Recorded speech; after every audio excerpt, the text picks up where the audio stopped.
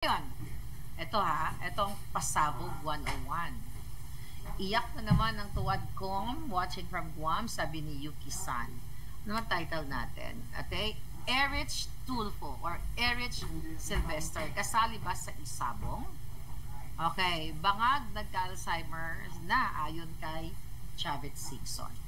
Mga kababayan, dahil mainit itong issue sa Isabong, yung mga nagurgur di umano, according dun sa mga nag-whistleblower, mga kababayan, tanongin natin di ba, si Erwin Tulfo, si Erich Sylvester. Oh my God, pumayat na talaga alindugo. Nakatama yung shape ng face ko. Hindi na siya tamulmol. Okay, hindi na siya tamulmol. Natumutulis na. Okay, pero ito sa seryosong ano natin. Hi, Glessy Catholic Cop. Di ba nakita nga yung picture ni Erwin Tulfo at nung alias Brown together with Chavit Singson. So si Chavit Singson, inexplika na niya na, naimbitahan na siya sa dinner at talagang minsan, ang dami nagpapapicture sa kanya at hindi niya alam kung sino yung mga tao nagpapapicture sa kanya. Minsan nga daw, sinabihan daw siya ng kaibigan niya, yung nagpapicture sa'yo, drug lord yun eh. Ganyan-ganyan. Okay, yung kay Erich Sylvester naman, I don't know kung nagpaliwanag na ba siya, pero ang question dito, mga palangga, alam naman natin na si Erich Sylvester ay magnanakaw ng identity. In-expose na natin yan na mayroon siyang kaso dito sa Amerika at binawian nga siya ng citizenship. Diba? Pinaliwanag na natin yan. Dahil mismo, hindi siya na-confirm bilang isang DSWD secretary back in 2022 dahil sa issue na yan. Hindi yan na-confirm ang lolo mo. At kilala si Erwin Tulfo na mandorobo ng US passport. Diba? Mandorobo o magnanakaw. Sabi ni VH, Marika, grabe ang ganda mo today. Kapag sagana ka sa lab, talagang gaganda ka. Diba? Kumukuti-kutita pang iyong alindog kapag sagana ka sa lahat. Diyosa daw ako today. Diba? Siyempre, lakas maka-Diyosa at lumiliit na rin natin yung braso. Naku, kasi hanggang throwback na lang ako. Kailangan mapanindigan ko yung mga throwback pictures natin. Okay. So, alam nyo na kung anong reputation ng mga Tulfo. Alam mo na kung anong reputation ni Erich Sylvester. Nagalit, gustong manakit dahil sa antipara ko. Na gusto niya ipabenta yung antipara ko daw para makatulong sa bayan. Diyos ko po. Pero yung nabili niyang bahay dito sa California na cold cash, ayaw niyang ibenta para sa taong bayan. Pero ngayon, tatanong lang natin si Erich Sylvester. Diba? Dahil wala pa siya paliwanag. I don't know, hindi ko pa alam. Ano daw? Baka may disability pension pa yan si Erich. Paano kaya ma-report yan? Sabi ni Euclid. Dito sa Amerika. Okay. Ngayon, ikaw Erich Sylvester, dahil may dumating sa atin na information mula sa Puting Ahas na kumita ka sa Isabong. Okay? Ngayon, paano mo i-deny yan? Kumita ka di umano sa Isabong at allegedly 7% ang iyong share ay yung binakas. Kasi pala, yung sabong pala palangga. Kasi nga, hindi naman ako nagsasabong. Diba kapag may mga pasabog na ganyan, ang ginagawa pala dyan sa isabong na yan, parang magbabakas ka o invest, para social or sa legal na, sa corporate, what do you call it, terminology, mag-i-invest ka. Pero sa atin, sa sariling kanto natin, magbabakas ka, di ba? Babakas ako dyan. Paano bang terminology natin dyan sa mga sabong-sabong na yan? So, bakas ako dyan ng 10, ganyan. So, napag-alaman natin, ayon sa ating source, kaya dapat magpaliwanag si Erich Sylvester, ano ang kinalaman niya sa isabong? Dahil ayon sa ating source, meron siyang more or less 7% na ininvest dyan sa isabong na yan. Bakit na kayo nagkasama si Brown? Okay? Hindi naman natin sinasabing kasama siya sa paggurgur doon, pero para fair, dahil even si Miss Gretchen Barreto, 'di ba? In the past few days ay sinasabi ng DOJ na sinasabi na suspect na siya kaagad. Although hindi naman sinabi ng alias Totoy na nakita niya mismo sila Greta na gumurgur or whatever, yun basta sinasabi niya lang, sabi ko nga, ano tawag dito? Guilt by association ang ginamit sa kanya na o dahil kaibigan siya ni Ato o business partner siya o whatever, suspect na kagad siya. So kung ganito yung approach kay Lagreta, dapat ganun din yung magiging approach dito kay Erich Sylvester. Mamaya may mga pangalan pa tayo. Ito yung sinasabi na natin sa DOJ. Tinutulungan natin ng mga jutang ginimis, ikaw, Remulla, tinutulungan kita. Ito yung mga pangalan. Kulang pa nga ito. Kulang pa ito. So ayon sa Puting Ahas, ay may investment din etong at under siya ng Alpha Investors. Kasi may mga ano pala yan, may mga level pala yan. Alpha A, Alpha B, Alpha Omega, whatever, di ba?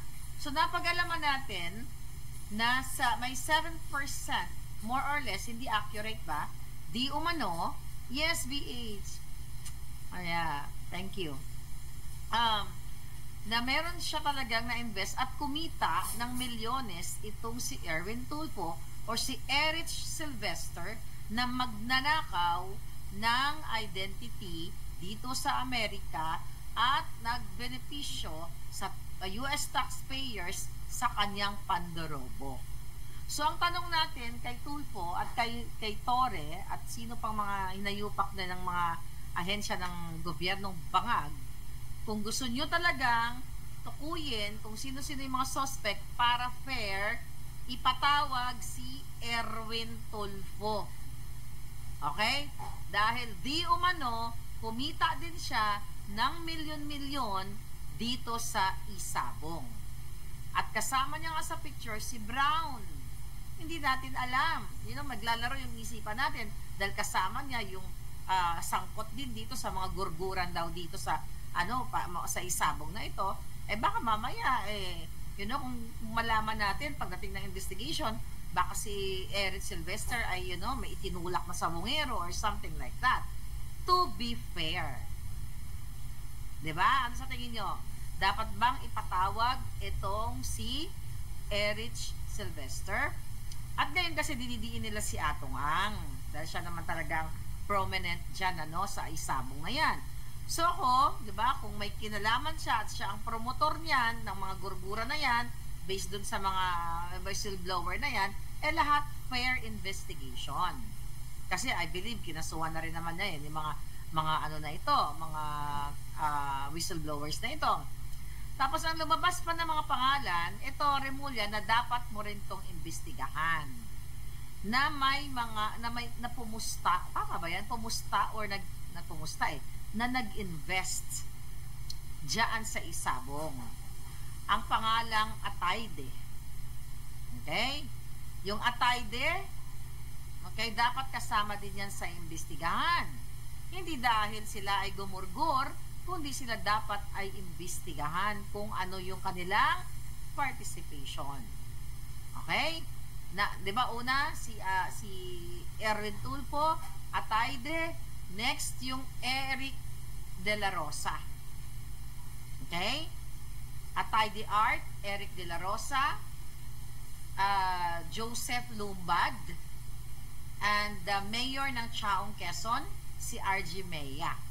So, etong mga taong ito ay di umano ay naging part nitong Isabong na ito. Naging part, naging investors or whatever, same as Gretchen Barreto, na siya ay investors. Inamin naman yan. At saka kitang-kita naman natin yan even before na she was really active at sinabi niya ng kanyang abogado na yes, she's one of the investors. So, according sa ating Puting Ahas, bakit ito mga ito hindi lumalabas yung pangalan? Bakit si Greta lang dahil siya ba ay Diyos sa katulad ko? Di ba? Kailangan pumantay tayo kay Lagreta. Oh my God. Di ba? Ibig sabihin, dahil si Lagreta ba ay artista? Siya lang ang dinidiin na, siya lang ang pinagbibigyan. Well, actually, nakusahan siya nitong alias Totoy na ito. Talagang mapila ng case itong, sa kanya. Although, wala namang personal knowledge itong alias Totoy na ito. So, ayan, ulit-ulitin natin, ayon sa Puting Ahas, na nag-invest din. Hindi ko sinabing gumurgur to mga taong ito. Nag-invest din itong si Eric Sylvester, si Atayde, si Eric De La Rosa, Joseph Lombad, and RJ Mea ng Chaong, Quezon. O yan, ipatawag nyo yan. Tinutulungan ko na kayo. Hindi na kayo mahirapan. Right? O anong gagawin natin dito ngayon, mga kababayan?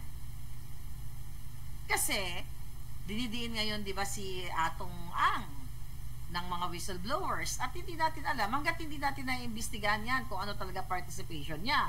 Let's say, for example, later on, masukol si Atong na mapatunayan na siya nga talaga ay may kinalaman, Atong, bitbitin mo silang lahat. Hindi pwedeng ikaw lang ang managot. Dapat, baka nga si Remulla, no, bitbitin mo silang lahat. Ang lagay ba, ikaw lang?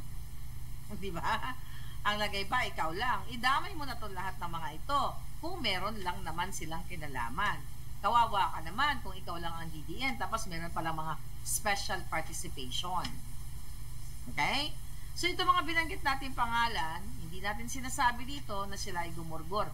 Ang sinasabi natin, according to our Puting Ahas, allegedly, ay sila ay mga investors o naging part ng isabong. Siyempre, lahat ng mga persons of interest, dahil nakita, lalo na si Erwin, more on si Erwin Tulfo, dahil nakita siya, nakasama itong si Brown, alias Brown, itong si Alan Bantiles, na, sinasabing, inuutusan ni Atong sa mga anomalya, At the same thing with Chavit Singson. Dapat lahat ay pantay-pantay. Sabi nga ni Pantilin, yes, damay-damay na lahat to. Yeah, damay-damay na lahat. Dahil, kung kayo ay ginigipit, o whoever, kasi naman, ginigipit kayo ng gobyernong bangag for whatever political reason, Atong Ang, damay mo na lahat. Pero dapat mapanagot yung mga gumurgur dito sa mga missing sabongeros. Kasi yun yung highlight. Diba? Yun yung highlight sa missing sabongeros na talagang kawawa naman yung mga pamilya nila, kahit naman nag-uunsehan sila, wala namang karapatan ang sino sa atin na gumurgor ng tao. Ang meron lang gumugurgor dyan yung bangag na administrasyon. Diba? Ginugurgor ang kinabukasan natin, kinabukasan ninyo, ginugurgor, gustong gurgurin ang Pangulong Duterte doon sa loob ng detention. Now what? Anong mangyayari dito? Nakita ninyo yung interview ni Vice President Inday Sara na nagla-last will na ang ating Pangulong Duterte? Dahil kanino yan? Dahil yan sa mga bangag. Nagla-last will na ang Pangulong Duterte. Ano daw? Sabi ni BH, Marlica, grabe ang baha dito sa amin sa Las Piñas City hanggang Lignaw. Ano lang yun na nangyari ito, habagat pa lang, wala na. O talaga? Oh my God. Ako, mag-ingat po kayo dyan. Meron bang ang gobyerno? Meron bang tulong ang gobyernong bangag? O wala pa rin? So ngayon, mga kababayan, okay, recently, itong si Chavit Singson, sinasabi niya sa kanyang interview sa Bilyonaryo na binibigyan na nung time ng eleksyon, pinapahiram niya ng eroplano, kapag may tumitira daw kay bangag, inaasikaso niya, yun na siyang humarap. Then, sa mga probinsya, yung mga mayors, siya daw ang kumakausap para dito sa sa kay bangag, tapos nung nanalo, nakalimutan na siya. Ganun talaga, Chavit. Diba? Hindi ka na nasana. Baka nabudol ka na dati, nagpabudol ka na naman, sir. Sabi ni Eloy Macruz, naku, mag-ingat ka, Pretty Maharlika, at for sure bigatin yung mga hari ng demonyong yan. No, wala naman tayong sinasabi na sila ay gumurgur. Ang sinasabi lang, investor sila. Di ba bongga yun pag investor ka? Di ba? Ang masabi ka lang, I'm one of the investors. That's so social. Di ba? That's so social. Yeah, Zara Lina, bangag is bangag. So yun nga yung revelation ni Chavit Singson na talagang walang utang na loob itong bangag na administrasyon na ito. Dahil, imagine mo, I just don't know kung ano yung deal nila, o anong nasabi ni Chavit, bakit hindi siya pinansin ng bangag na administrasyong ito? Di ba? Wala nang utang na loob. Yung kay Pangulong Duterte nga lang na pinalibing ang kanyang ama at talagang nagkaroon ng impluwensya ang Pangulong Duterte para, sabi nga ni Pangulong Duterte nung time na yon, para matapos na ang mga paghahati-hati ng dilawan-pulawan, ipalibing na ang dating Marcos Sr. Pero talagang wala talagang utang na loob si Lisa Tanas, si Bangag, si Tambaluslos, yung pamilyang mga inayupak na yan. Kaya naman, ang ginawa nila ay kinidnap ang Pangulong Duterte. Kanina, nakita ninyo, yung ating, kahapon na pala kasi umaga na, no? Kahapon, yung vlog natin na binalikan natin a year ago, yung patungkol nga dito sa ICC. Diba? Na binoljak natin ang bangag na administrasyon, si Lisa Tanas, si Tambaluslos, na magkakasabwat sila lahat dyan sa ICC. Paulit-ulit kong sinasabi sa inyo yan Pinakita ko na nga yung mga information, hawak ko yung mga passport, business cards and everything. Lahat yan, sa lahat ng nakakapalo sa akin, alam na alam nyo yan. Pero tignan nyo ang ginawa kay Pangulong Duterte. Yun na nga, pagka-traidor noon pa lang, talagang likas na traidor itong gobyerno ni Bangag. Alright? Yes, Jasmine Marianico watching from Dubai. Dapat kulong na sa 2028 ang mga bangag na yan, sabi ni Henry J. Okay? Si Atayde, ang pang-congressman Atayde, yan yung dating ka-partner sa online games bago yung Bingo Plus. Sabi ni Rafael Bautista, talaga ba? Actually, hindi ko naman kilala yung mga personality ng mga ito, di ba? Tapos ngayon, nabanggit lang na nag-invest nga sila. Wala naman problema dun kung nag-invest ka, pero more on ito talagang etong si Erich Sylvester. Di ba? Kasi, nakita siya, nakasama nga itong alias Brown na ito. So, ano ngayon ang kanyang participation? Kaya para dapat maging patas yung DOJ na yan at ang gobyernong Bangag, dapat kasama sa investigation, lalo na yan si Erich Sylvester at yung iba pang mga nabanggit. Dahil hanggang ngayon, nagdurusa ang Pangulong Duterte hanggang sa, ito na nga, yung recent na interview ni Inday Sara, ang pinag-uusapan na ay kalungkutan dahil nga about dito sa cremation. Tama ba naman yon na nagbigay na ng huling habilin ang Pangulong Duterte?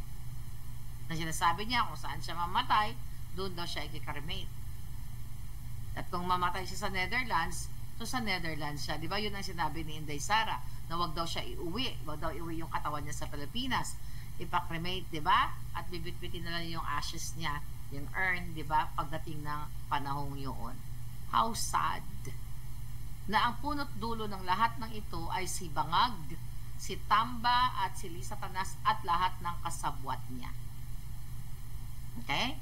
Kaya anong sinasabi ni Inday dyan? Okay? Siya kasi hindi siya proclamation. Sabi niya, i-discuss na lang natin next time. Kasi nga, hindi daw siya proclamation. So, ano mangyayari ng mga kababayan? Di ba? Ang sabi nga ni Inday, ano daw ka pala yung mangyayari kung hindi niya susundin ang kanyang tatay? Di ba, kamultuhin siya na. Di ba, yun ang sabi niya. Nakakatawa pa nga siya So, gaano kalungkot, okay, sa ganitong klaseng, 80 is young. You know what? Ang 80 years old ay bata pa. Right now, yung pinakamatanda naming clients dito, pinakamatandang kliyente, 99 years old. And next year, magwa-100 na. Yung aming kliyente, na 99 years old, ay nakakain pa niya ang lahat ng gusto niyang kainin. Although hindi na siya nakakalakad, diba? Pero nag-wheelchair, yung kanyang mind at 99 ay intact pa. Intact pa. So, 80 years old is young. Para sa akin, na nasa business ng elderly clients, bata pa yung 80 years old. Bata pa yan. Maraming 80 years old na nakakalakad ng diretso, maayos. Pero ang nangyari kay Pangulong Duterte, syempre, talagang nakakaiyak, nakakalungkot dahil yung reason na yan kung bakit nag-deteriorate si Pangulong Duterte in more than 100 days na ikinulong siya ni Lisa Tanas, ni Bangag, yung mga inayupak na yan dyan, ng Tambaluslos, pinakidnap ni Torre, ni Remula, lahat sila magkakasabwat yan. Sino naman ang hindi mag-deteriorate? Number 1, yung pagkain, iba. Number 2, yung hindi mo kasama yung pamilya mo. Number 3, wala kang kausap. Number 4, wala yung care na nakasanayan mo. Number 5, yun, actually lahat yung number 1. Na wala kang, what? Na wala kang, hindi mo na napapanood yung mga gusto mong panoorin in your own language or dialect, katulad ni Pangulong Duterte. I don't know kasi nanood daw siya ng TV. Anong pinapanood niya doon? Dutch? Paano magkaroon ng recreation? Recreational activity ang Pangulong Duterte kung sa panonood ng TV. I'm not sure, dapat na patanong natin kay Spokes ano ba pinapanood ni PRRD sa TV niya. Balita? Paano niya maintindihan yon kung yun ay may English naman din siguro. So, nakakaawa yung Pangulo. And looking forward, I think we're still talking about the interim release niya. At let's look forward talaga na yan ay mapalabas ang Pangulong Duterte. Kasi sa kabila I can imagine kanina, alam mo, may kausap ako, no? Marami ako nakausap. We talk about PRRD. Sabi ko, grabe yung destiny ng tao. Na very strong mayor, very strong person, si Pangulong Duterte. Nakita natin kung gaano siya katapang, tapos bigla na lang nandoon siya sa kulungan. The problem kasi, wala si Pangulong Duterte sa ICC dahil naduwag siya. Hindi kasi yan yung narrative eh. Wala siya sa ICC detention dahil naduwag siya o kung ano pa man. Kinidnap siya. Pinuwersa siya. Diba? Forcibly endorsed doon sa dahig. Yan ang hindi ninyo, yan yung mga mga alpoterang bangag na hindi kayang ipaglaban ng Pangulong Duterte, hindi kayang murahin ang buwaka ng inang Marcos, Tambaluslos at Lisa Tanas at Torre, mga buwaka ng inang yan. Sa halip, ang ina-utter nila ay I love you PRRD.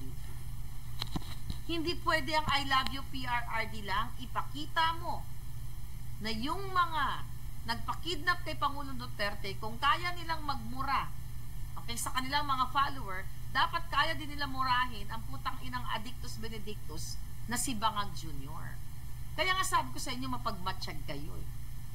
Kawawa yung Pangulo. Hindi naman daduwag ang Pangulo eh. Kung bakit siya nakakulong doon. Bakit siya nakaditin eh. Tinraidor siya, di ba?